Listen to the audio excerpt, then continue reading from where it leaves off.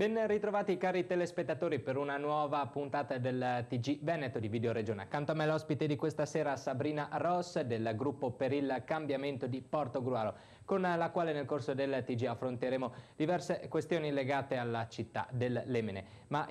Noi abbiamo sempre alzato molto la voce per quanto riguarda la difesa dell'ospedale di Portogruaro. Ci teniamo, sono qui oggi in rappresentanza del mio gruppo, il gruppo per il cambiamento, proprio per sottolineare l'importanza che noi diamo a questa lotta che sosteniamo sempre con lo stesso entusiasmo e soprattutto con la stessa forza di prima.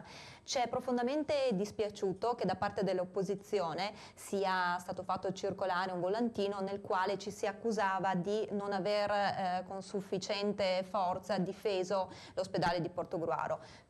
Io credo che smentire sia quasi inutile, perché anche presso la sede di questa televisione molto spesso io in prima persona sono venuta a dichiarare la nostra intenzione a combattere e a perseguire la causa dell'ospedale di Portogruaro. Non voglio comunque polemizzare con quanto accaduto circa queste notizie fatte circolare dall'opposizione, dal gruppo di maggioranza, perché le polemiche sono sterili ed inutili. Ecco, appunto, lasciamo stare le polemiche e queste scaramucce. A proposito di ospedale, vi siete mossi per esempio attraverso i vostri rappresentanti a livello regionale per chiedere chiarimenti sul futuro di questa sanità nel Veneto orientale? Infatti questa è una domanda corretta, perché noi vorremmo da oggi in poi combattere anche concretamente, diciamo, a favore dell'ospedale di Portogruaro. La nostra posizione come gruppo del cambiamento sarà da oggi in poi proprio quella di chiedere anche ai nostri rappresentanti in regione e in provincia, anche andando in delegazione, noi gruppo per il cambiamento,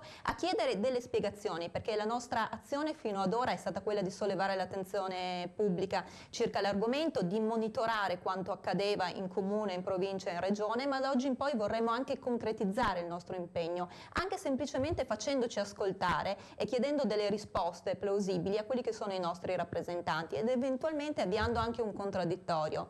Anche perché a livello provinciale, per esempio, la Presidente della provincia Zaccariotto proprio ai nostri microfoni ha giustificato, insomma, che qualsiasi comune può prendersi carico di avanzare la propria proposta per ospedare il futuro, ospitare il futuro ospedale unico. Mi consenta di dire che qui questi sarebbero degli inutili e sterili campanilismi, perché se ogni comune avanza questa richiesta, allora siamo veramente... Però sono vostri alleati, diciamo, a livello generale. Certo, sono nostri alleati, ma noi, ripeto, siamo disponibili anche a un contraddittorio con i nostri alleati al fine di garantire e di tutelare l'ospedale di Portogruaro. Noi siamo per una struttura sanitaria razionalizzata, multisede, e per multisede si intende la sede di Portogruaro e di San Donà, non per un inutile campanilismo, ma per il fatto che il bacino di utenza delle due cittadine è tale da giustificare il mantenimento degli ospedali. Ovviamente ciò deve essere razionalizzato, deve essere mantenuti i reparti di base, i servizi di base, e poi le specialità possono essere distribuite equamente nelle due strutture.